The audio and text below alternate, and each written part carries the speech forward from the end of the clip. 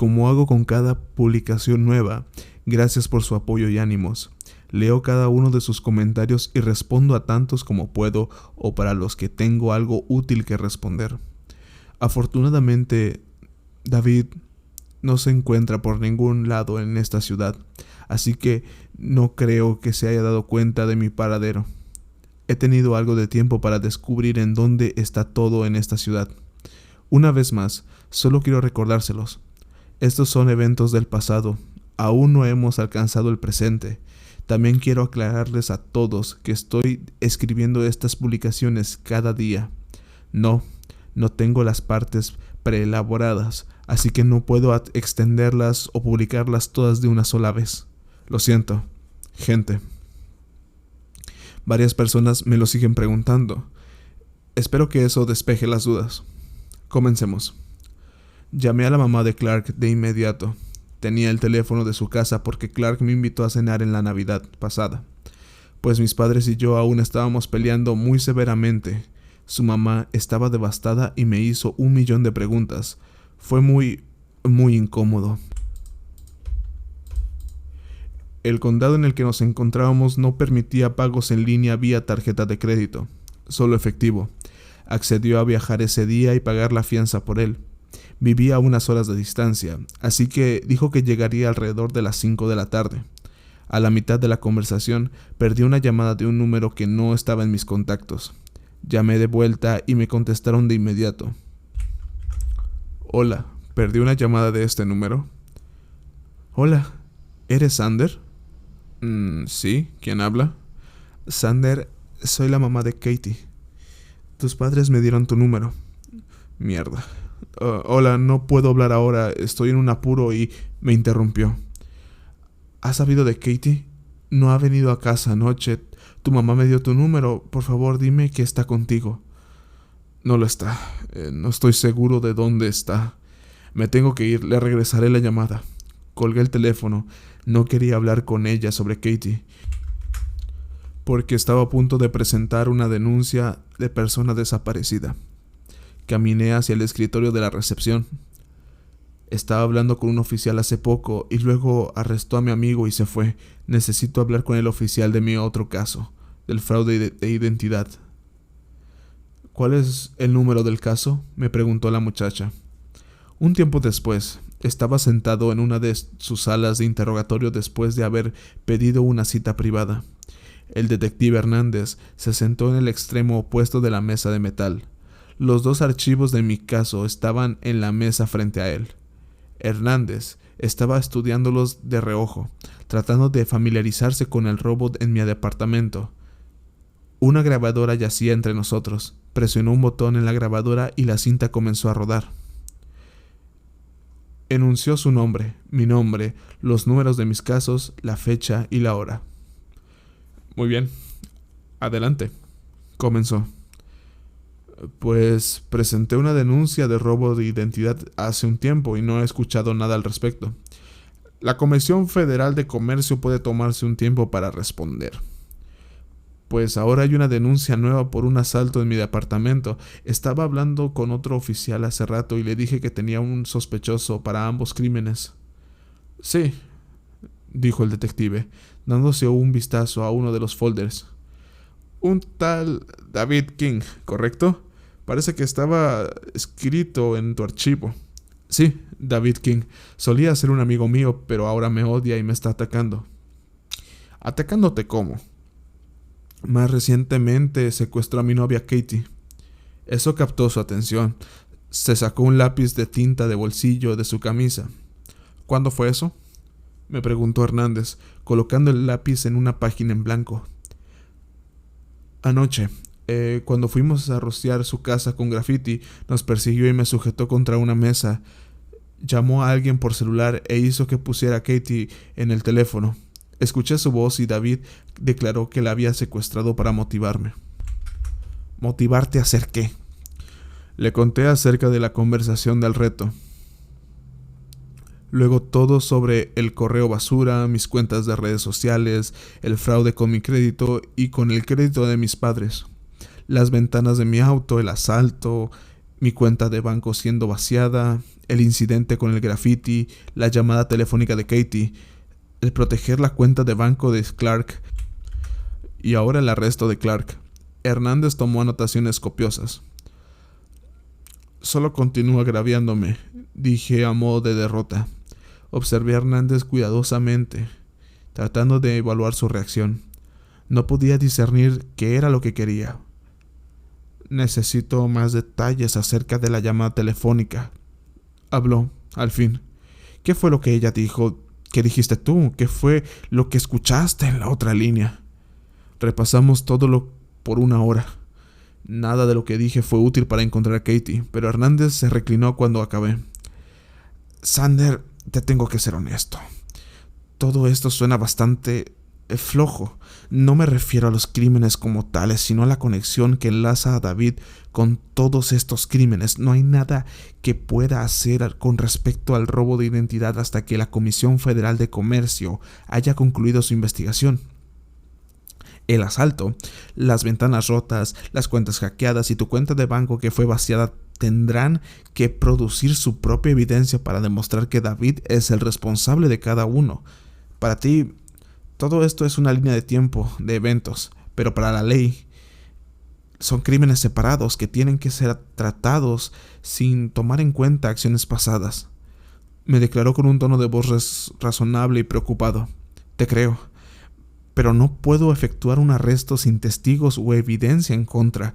Tu historia es circunstancial, cuanto mucho, pero sí te creo cuando dices que están conectados. Al fin, alguien que me cree. ¿Qué han hecho los técnicos acerca del asalto? Pregunté. ¿Han encontrado algunas huellas digitales? Todas las huellas digitales encontradas pertenecen a cada uno de ustedes y unas cuantas personas que solían vivir allí. Según el archivo, se han confirmado que todos los son residentes pasados. ¿Y qué hay de las cámaras del cajero automático? Ahora bien, eso fue algo desafortunado, dijo, revisando el folder de nuevo. Recibimos una llamada de tu banco para archivar una denuncia de fraude. Fue inteligente de tu parte ir al banco para reportar el fraude. Mi jefe lo hizo una prioridad y, dado que era tu mismo nombre, fue añadido a nuestro archivo de tu robo de identidad.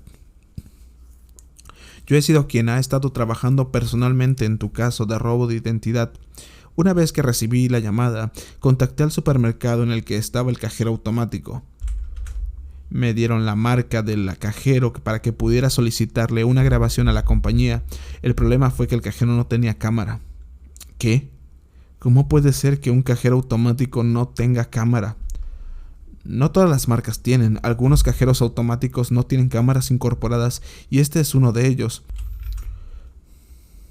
Alguien accedió a tu cuenta bancaria en línea antes de la transacción y movió tus $3,500 desde tu cuenta de ahorros a tu cuenta corriente. ¿Y qué hay de las cámaras de la tienda? Prácticamente lo grité. Les pedí que le trajeran la grabación. Dijeron que vendrían hoy. ¿En dónde está esta tienda? Quiero verlo por mi propia cuenta. No, replicó con firmeza. Puede ser que tenga la corazonada de inclinarme hacia tu teoría, pero recolectaré la evidencia yo mismo y una corte tomará la decisión. Tu mandante alejado. Entonces ve y conduce ahí ahora mismo, maldita sea, exclamé. Él se puso de pie simultáneamente. Su mano se acercó a su cinturón por reflejo.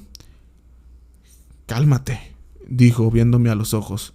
No tengo dinero, las ventanas de mi auto están destrozadas y no puedo repararlas, mi renta se acerca y no tendré dinero para pagarlas, no puedo ir a trabajar con un auto que no puedo conducir, necesito mi dinero de regreso. Hernández suspiró, retomando su posición. Yo respiraba trabajosamente. Sí, David, es el que usó tu información para cometer un fraude con tarjetas de crédito. ¿Por qué te robaría la cantidad insignificante de $3,500? Porque está empecinado en arruinar mi vida. Mascullé. Ese es el reto. Lo ha llevado demasiado lejos. Más lejos de lo que cualquier persona sana lo haría. Está enfermo. Solo quiero que se detenga. Lloré un poco y Hernández me dejó estar sentado unos minutos con lágrimas rodando por mis mejillas. ¿Qué hay de Katie?, pregunté después de un rato. El secuestro recibirá nuestra prioridad más alta. Ese es el caso que tiene un testigo. Tú. Yo no estaré trabajando en él, pero alguien en una sección distinta del departamento sí. El otro detective querrá entrevistarte hoy para comenzar. Hagámoslo, entonces, anuncié, secándome los ojos. Hernández salió y regresó un tiempo después con el detective. El detective White entró y me interrogó con cientos de preguntas. ¿En dónde trabaja Katie? ¿Quiénes son sus amigos? ¿Cuánto tiempo habíamos estado juntos? ¿Cuándo fue la última vez que la vi? ¿Sus padres sabían? Preguntas como esas. Cuando mencioné a David y la llamada telefónica, se reclinó en su asiento y me hizo las mismas preguntas acerca de lo que había escuchado, de lo que habíamos dicho y cualquier cosa que pudiera recordar. De nuevo, no recordé nada sutil. Necesitaré traer a David para interrogarlo, dijo el detective White. Tu testimonio es decente, pero necesitaremos evidencia para la condena. Si lo arrestamos sin evidencia, saldrá de todo esto libre y no lo podremos intentar de nuevo. ¿Tuvieron suficiente evidencia para arrestar a Clark? ¿Clark? Acabo de hablar con un oficial que me dijo que David los llamó y les dijo que Clark hizo graffiti en su casa. Lo único que tuvo que hacer fue llamar y lo arrestaron. El detective White se excusó para ir a descubrir más acerca de lo que sucedió. Regresó 5 minutos después. David tenía más evidencia en este caso: fotografías del graffiti, fotografías de Clark acercándose a la casa y un rostro magullado. La mano de Clark también está lastimada, lo cual corrobora la historia. Lo notamos cuando lo arrestamos. Este es el tipo de evidencia que necesitamos para una condena de secuestro. Ahora mismo tenemos tu testimonio declarando que le dijiste hola a Katie por teléfono y que David dijo que la secuestró. Necesitamos más evidencia para convencer a un jurado. Pero yo estaba con Clark anoche. En las fotografías no lo estabas. Entonces son falsas. Un experto las revisará y lo determinará. Me volví a sentar en la silla, sintiéndome derrotado. El detective White me agradeció por mi testimonio y se fue para contactar a los padres de Katie. El detective Hernández se sentó conmigo de nuevo, observándome en tanto las lágrimas se abultaban en mis ojos.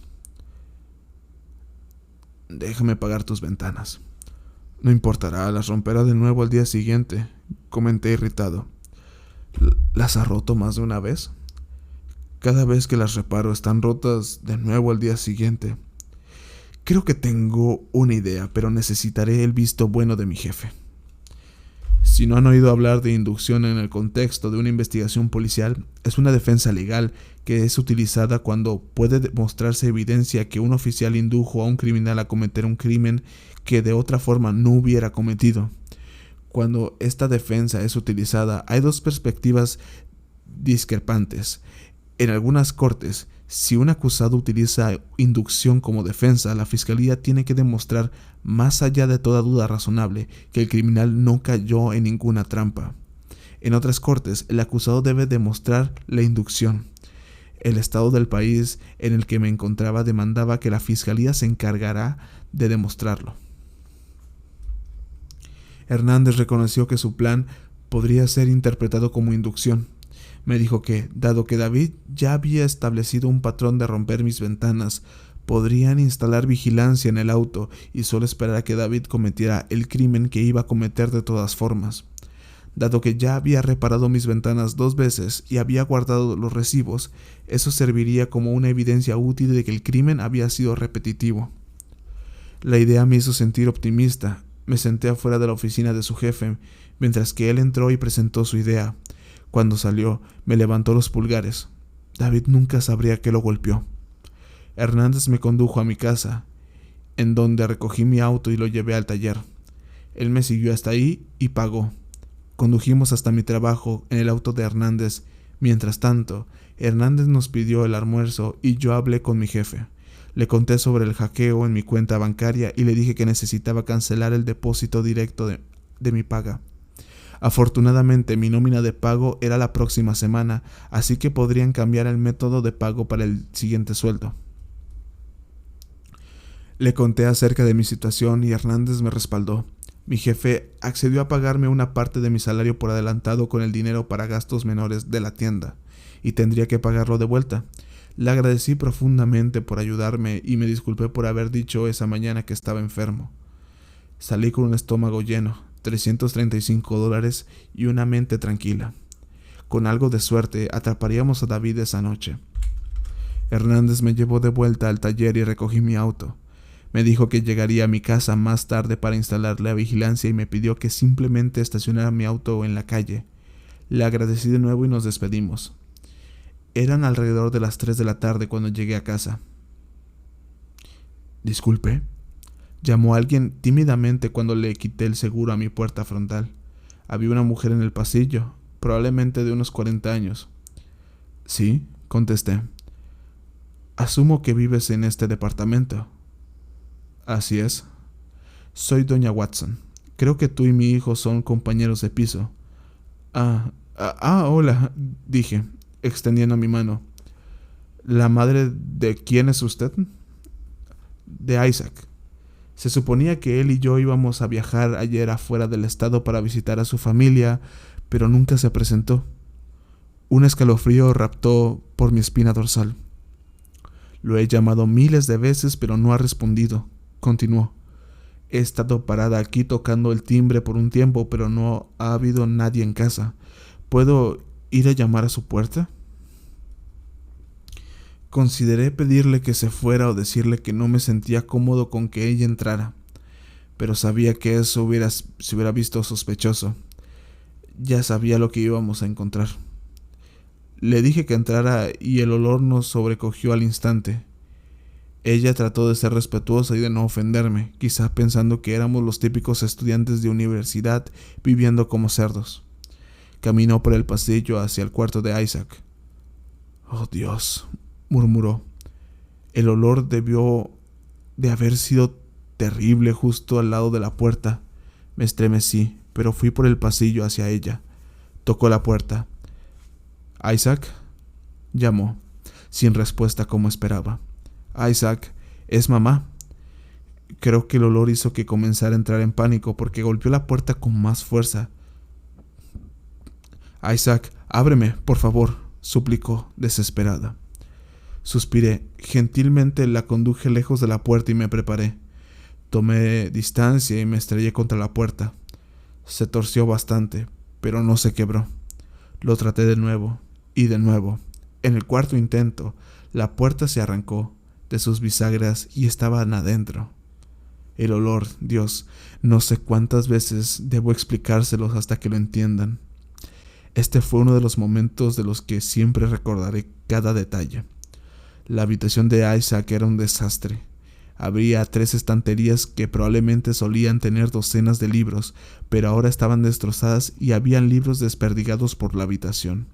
El escritorio de su computadora tenía papeles desordenados y vasos caídos. La ventana estaba oscurecida por una cortina opaca que era utilizada para jugar videojuegos. El CPU de la gran computadora para videojuegos estaba zumbando, y el monitor mostraba estrellas moviéndose como protector de pantallas. Isaac se encontraba en la cama. Su rostro estaba pálido y moteando con líneas púrpuras. Sus brazos y piernas eran blancos y también estaban amordatados. Un cable de extensión se desviaba hacia la cama, estando la mitad amarrada alrededor del cuello varias veces.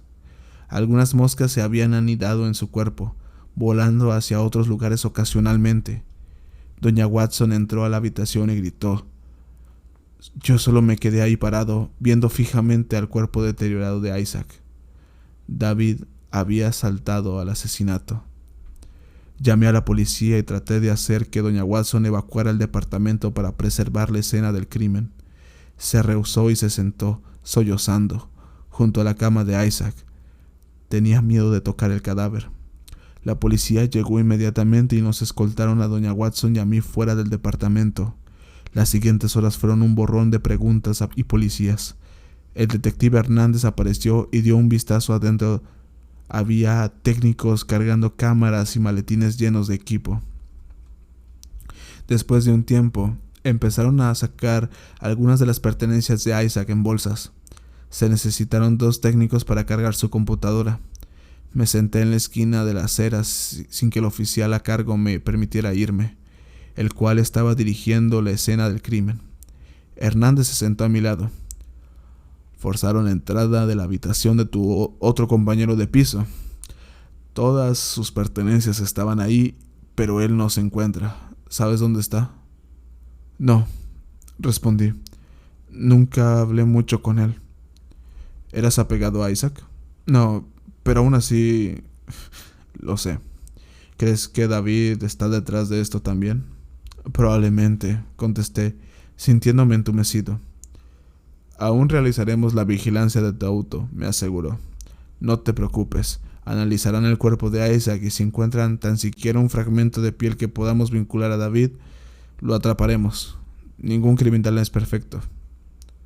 Hernández me dejó solo y yo reflexioné acerca de la situación. Luego un auto se estacionó cerca y de él salió caminando Clark con su mamá. Me levanté de un salto y corrí hacia Clark. Santo cielo, Clark, ¿estás bien? Estoy bien, me sonrió tranquilizándome. Pagué la fianza, eran $350, así que no fue tan terrible. Creí que me dijo que llegaría aquí hasta las 5. Le consulté a la mamá de Clark. Como nota aparte, no recuerdo el momento exacto en el que llegó, pero sí recuerdo que llegó antes de lo anticipado. Se suponía que me iba a encontrar con ellos 2 en la estación. Es posible que haya sobrepasado unos cuantos límites de velocidad, dijo con un tono neutral. De pronto el rastro de Clark se heló cuando vio a todos los oficiales de policía cerca de nuestra puerta. ¿Qué ha pasado? Isaac fue encontrado en su habitación.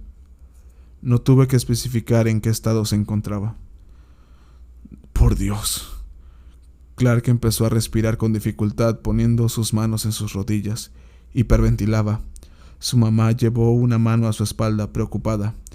Clark, cariño, solo vayamos a conducir un rato. Podemos venir a traer tus cosas más tarde. ¿Sus cosas?, inquirí. Se va a mudar, reafirmó su mamá. Me contó acerca de este juego enfermo que tu amigo está jugando. No creo que sea muy divertido. No es divertido, le grité. Nunca lo fue. Ese puto imbécil está tratando de arruinar mi vida. No es un juego. Algunos oficiales se giraron para verme desde el balcón. La mandíbula de la mamá de Clark se endureció mientras guiaba a su hijo jadeante hacia el auto. Partieron, y yo me quedé desamparado a la mitad de la calle, observando cómo mi mejor amigo me dejaba a que lidiara con David solo. La policía sacó a Isaac en una bolsa de plástico. Doña Watson se fue con el cuerpo, aún sollozando incontrolablemente. Se me ordenó que no podía entrar en mi departamento hasta que hubieras acabado completamente con la escena del crimen. No sabían cuándo iban a terminar. Me sugirieron que me consiguiera una habitación de hotel, ante lo cual me reí. Pregunté si podía agarrar una sábana y una almohada de mi habitación para que pudiera dormir en mi auto. Me las trajeron de mala gana y me atraganté cuando las agarré. Olían a muerte. Hernández me ofreció conseguirme una habitación de motel o solo dejar que durmiera en su casa, e incluso me rogó para que llamara a un amigo y que me quedara con él o ella. Me rehusé a las 3 opciones. Caminé hacia mi auto e ignoré a Hernández. Aún estaba demasiado enojado acerca de todo y me sentía devastado porque Clark se hubiera ido. Además, no podríamos hacer la vigilancia en el auto mientras estuviera durmiendo en él. Marché todo el camino hasta mi auto y azoté la puerta con fuerza. Decidí que no me sentía seguro durmiendo estacionado cerca de mi casa, así que me fui a un estacionamiento de Walmart por el resto de la noche. Fue como si el destino finalmente hubiese comenzado a alentarme. Estaba caminando hacia la entrada de Walmart desde el estacionamiento para comprar algo de comida, cuando solo me encontraba unos autos de distancia. Un camión blindado se parqueó, del tipo que transporta el dinero hacia los bancos, si sabes a lo que me refiero. ¿Y quién crees que se bajó del camión? David, puto King. Me agaché hacia mi izquierda y me coloqué detrás de un auto, utilizando las ventanas polarizadas para observar. Él se estaba riendo junto a su compañero, quien se había bajado del asiento del copiloto. Me encontraba demasiado lejos como para escuchar lo que estaban diciendo, pero definitivamente no reconocía al compañero como alguien que ya conociera. Obviamente era paranoia, pero me preguntaba si él podría ser el sujeto que había obligado a Katie a hablar por el teléfono. Los dos caminaron a Walmart y yo noté la compañía a la cual pertenecía el camión. Y luego tuve una idea. Mi primera idea real. En cuanto a cómo podía contraatacar, ahora que sabía en dónde se encontraba David en ese preciso instante. Corrí a toda velocidad a mi auto. Un tiempo después, me estacioné en la casa de Doña K. Me bajé y vi a mi alrededor asegurándome que David no hubiera ganado el viaje de alguna forma o me hubiera seguido. Tenía que apresurarme. ¿Quién sabía cuánto tiempo más duraría su turno? Llamé a la puerta y Doña K abrió. «Hola, Sander», dijo animadamente. «Hola, Doña K, ¿puedo pasar?» 5 minutos después estaba registrando la habitación de David. Me tenía que apresurar, tenía que encontrar algo útil y pronto. Le dije a Doña K que hace años le había prestado un videojuego a David y solo hasta ahora lo había recordado y quería recogerlo. Ella me había dejado entrar al cuarto felizmente para que lo encontrara. Había encendido su laptop anticuada, pero estaba tomando demasiado para iniciar. ¿Por qué diablos no había comprado una laptop nueva con todo el dinero que me había robado? Le di una ojeada a cada papel que vi, esperando encontrar algo. Planes escritos, una lista de verificación, un recibo, cualquier cosa. Cada papel que encontré era normal, por lo que podía ver. Su habitación era un desastre, lo cual jugó a mi favor. Quizás se le había caído algo incriminatorio sin saberlo. Me metí a los bolsillos cada memoria USB que podía hallar conforme escudriñaba. Tenía 4 tiras por ahí. Podía contener evidencia en su contra. La laptop finalmente se había iniciado y trató de acceder instantáneamente. No tuve suerte. Estaba protegida con contraseña. Debía haberlo sabido, considerando cuán apto para la tecnología había demostrado ser al hackear mis cuentas. De hecho, toda la información incriminatoria probablemente estaba en la laptop. Ni siquiera se habría molestado en imprimirla. Eso me dio una idea. Agarré la laptop y la cerré. Había una caja de herramientas debajo de la mesa y saqué un destornillador en ella. Utilizando el destornillador, me puse a trabajar para desmantelar la laptop. Cuando había terminado, sostuve el disco duro en mi mano. «Te voy a arruinar, David King», susurré. A medida que reensamblaba la laptop, algo por debajo de la cama captó mi mirada.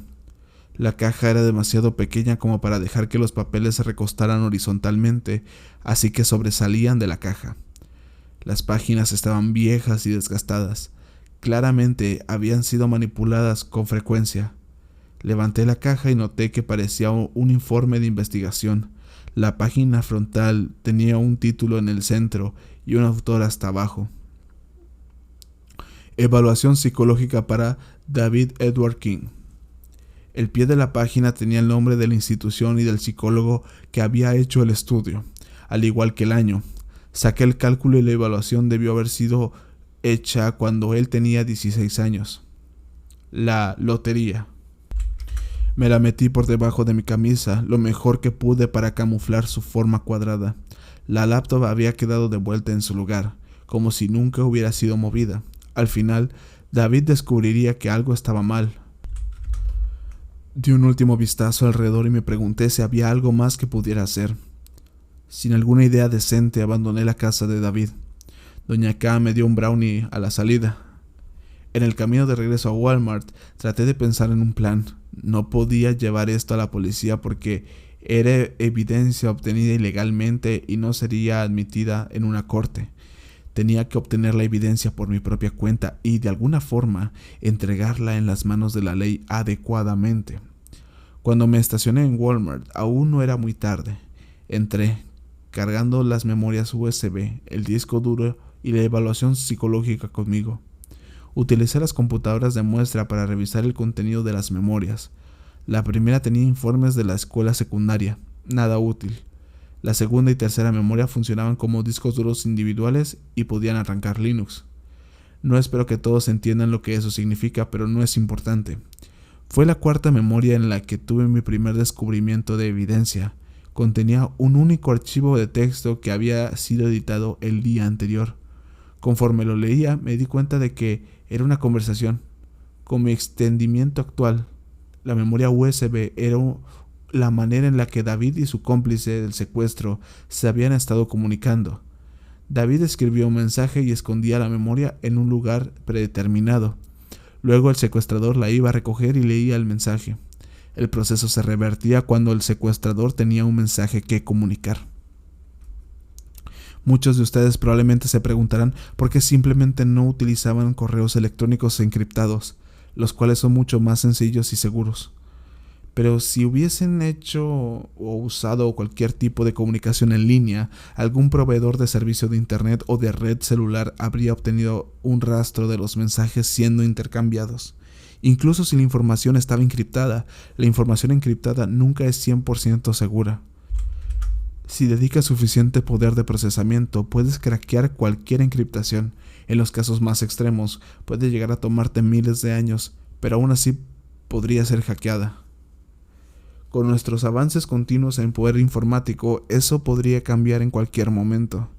David y su compañero habían reducido su riesgo de ser capturados al limitar quién tenía acceso a la información. Ciertamente, existía el riesgo de que alguien encontrara la memoria, pero eso podría ser reducido al escoger un escondite decente. Si planeas pasar mensajes de esta manera, no la dejes tirada en tu habitación, especialmente no la dejes sin encriptar. Aún no sé por qué no estaba encriptada. El archivo tenía una línea de texto y añadía otra línea en donde se escribían las respuestas. Ya no tengo la USB o una copia de la conversación, así que tendré que parafrasearlo tan fielmente como lo pueda recordar. ¿Recibido? Sí. Segunda mitad cuando todo esto termina. ¿Cuánto tiempo? Depende de él. ¿Todo bien? Todo bien. Ninguna sospecha. Fue silencioso. ¿Esta herida? Se resistió. Un par de moretones. Después había unas rayas marcando el comienzo de una nueva conversación.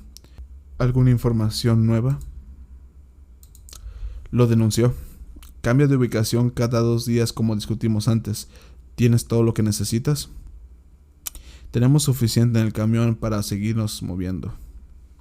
Me estremecí cuando cerré el archivo de texto. Esa era evidencia irrecusable. Busqué en Google el tipo de cable que necesitaría para conectar el disco duro de su laptop a una computadora y compré un adaptador, convertidor USB compatible con SATA.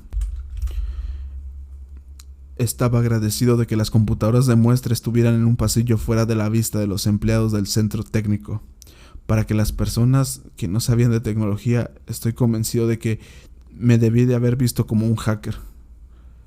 Déjenme darles otra lección sobre tecnología, dado que parezco estar repartiendo tantas.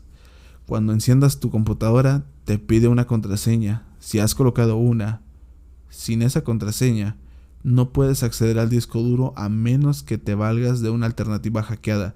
Sin embargo, en algunos casos simplemente puedes desconectar el disco duro y conectarlo en otra computadora.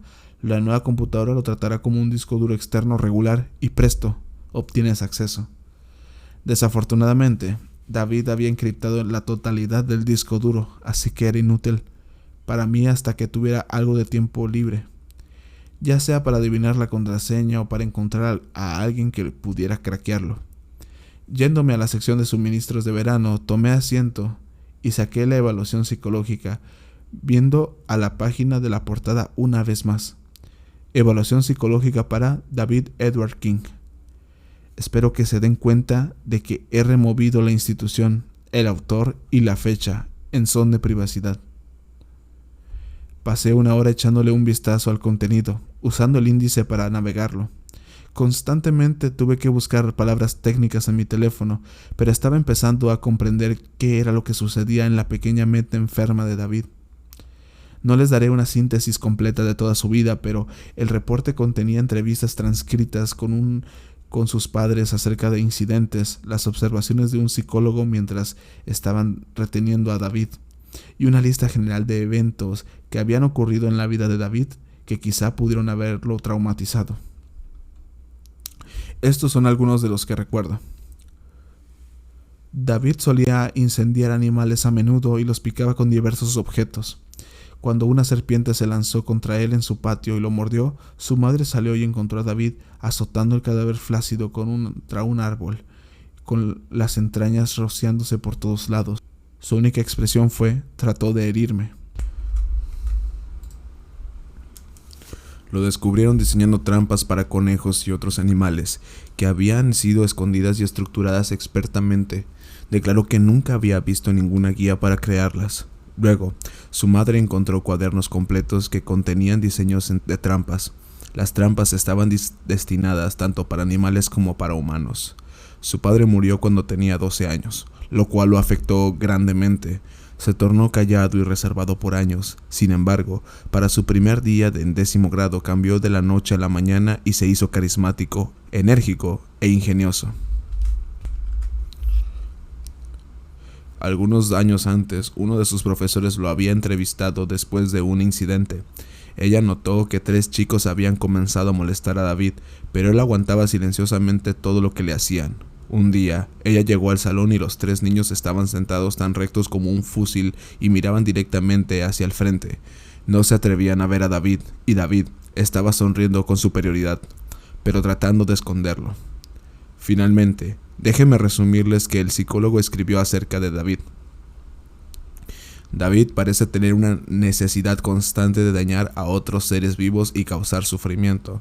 Una vez, en mi oficina lo encontré pisoteando el suelo. Le pregunté qué era lo que estaba haciendo y admitió que estaba tratando de aplastar a cualquier cosa microscópica que pudiera estar en el suelo. Realmente temo que no será capaz de permanecer en la sociedad sin medicación seria y terapia.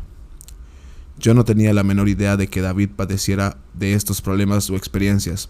Él y yo nos habíamos conocido cuando ambos teníamos 17 años.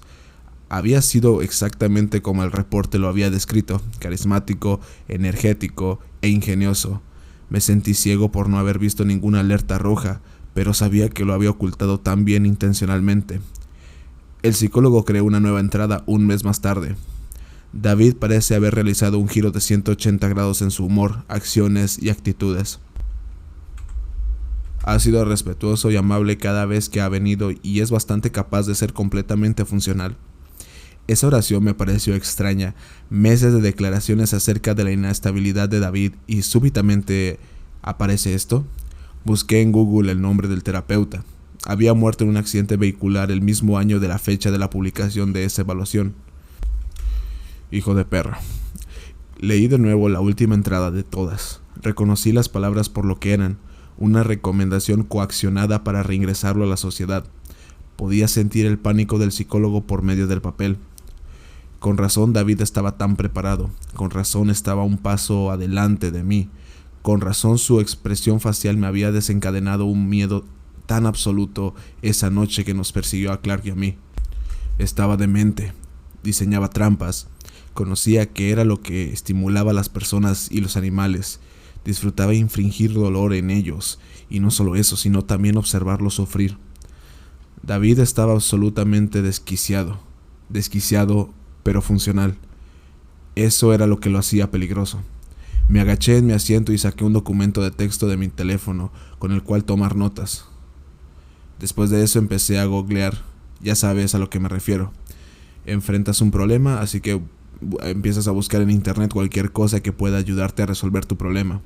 El internet fue una herramienta maravillosa para mí en esta fase. Sin él, habría muerto hace meses. Me sacaron de Walmart por andar vagando, pero continué mi investigación en mi auto. Encendí mi auto de vez en cuando para conducir por el área y cargar mi teléfono. Esa noche aprendí mucho acerca del hackeo, teléfonos, Android, procedimientos policíacos, procedimientos legales y todo tipo de temas que se relacionaban con mi situación. Tomé anotaciones meticulosas y señalé áreas para la investigación y el aprendizaje futuros. Durante mi investigación encontré una lista de aplicaciones que podían ser utilizadas para hackear el teléfono de alguien más. Revisé mis aplicaciones instaladas y ¿pueden descubrir lo que encontré enterrado en mi teléfono? Una de esas aplicaciones. El puto David King había estado escuchándome a escondidas y rastreándome a través de mi teléfono. Sin embargo, en vez de eliminar la aplicación, la guardé. Me sería útil en el futuro. También investigué la compañía para la que David parecía trabajar. Era una compañía mayor que atendía a muchos estados del país brindando transporte de bienes valiosos tanto a corta como larga distancia. Esa era información útil. Si su trabajo era el del manejo de bienes valiosos, entonces podía ser una forma fácil de hacer que lo despidieran o incluso de lograr una condena si algunos de esos objetos desaparecieran de su camión. A toda hora de la noche, Hernández me estuvo llamando. La mamá de Katie hizo lo mismo. Los ignoré a ambos. Cuando el sol se levantó, no me sentía cansado, me sentía empoderado. Finalmente, sabía más sobre mi situación y sabía suficiente como para llegar a ser útil. Sabía cómo llevarle ese disco duro a la policía de forma legal y necesitaría la ayuda de Clark y Hernández. Pero nunca tuve oportunidad de efectuar ese plan. La realidad me alcanzó. David se movía demasiado rápido. Estaba conduciendo hacia mi departamento para ver si al menos podía lavarme los dientes y tomar una ducha antes de ir a trabajar cuando mi teléfono timbró. Era Hernández. Le respondí a regañadientes, preparado para ser reprendido por haberlo ignorado toda la noche. «Sander, ¿dónde estás?», me preguntó, conduciendo hacia mi departamento. «Necesito que bajes a la estación de policía de inmediato». «¿Por qué? ¿Qué sucede?» «Es malo», dijo con servilismo aparente. Confundido, colgué y giré hacia la derecha, dirigiéndome a la estación de policía. Entré al vestíbulo de la estación y encontré a Hernández esperándome. «¿El cuerpo de Isaac indicó algo?», le pregunté, estudiando su expresión de preocupación. «Aún lo están analizando». Luego tomó un respiro hondo. «Me ha surgido un nuevo descubrimiento». Lo vi con una mirada inquisitiva y sentí metal helado haciendo clic alrededor de mi muñeca derecha. Reaccioné, pero los policías que me habían flanqueado me juntaron los brazos a la fuerza. El metal hizo clic alrededor de mi otra muñeca, esposándome. «¿Pero qué diablos?», vociferé. Cada uno de los oficiales sostuvo uno de mis brazos. «Sander, sé que estás triste por todo lo que está sucediendo», habló Hernández silenciosamente. «Pero fuiste demasiado lejos con lo que hiciste». «¿De qué verga estás hablando?». Hernández sostuvo una bolsa que contenía un teléfono. Utilizó la pantalla táctil a través de la bolsa y navegó al correo de voz del teléfono. El correo de voz parecía agitado y sonaba como si quienquiera que estuviera en el teléfono estuviera corriendo. El viento chocaba contra el micrófono, haciendo que fuera difícil escuchar ciertas palabras, pero la voz era inconfundible, era la mía. «Jódete, cretino. Arruinaste mi crédito, robaste mi dinero, hackeaste mis cuentas y me robaste mis cosas. Te voy a matar. ¿Crees que necesito motivación para herirte? Te voy a matar, hijo de perra. Arderás en el infierno, arderás». Las sacudidas de mi corazón se detuvieron por completo. Sí, había dicho esas cosas. Literalmente había dicho esas cosas. La noche en la que David me persiguió y me azotó contra la mesa, había dicho cada palabra. Ese bastardo me había estado grabando todo el tiempo y ahora lo tenía editado para que pareciera un correo de voz amenazador. «La casa de David King se encendió anoche», reveló Hernández lentamente, observándome, analizándome. David King y su madre aún estaban adentro. Los bomberos encontraron a David vivo y fueron capaces de sacarlo, pero su madre ya estaba muerta. El correo de voz fue enviado a su teléfono desde el tuyo alrededor del tiempo en el que los bomberos estimaron que el incendio había comenzado. Me quedé sin aliento. Mis ojos lagrimearon. El mundo me estranguló. No podía hablar. No me podía justificar. No podía explicarlo. «Sander Jones, estás bajo arresto».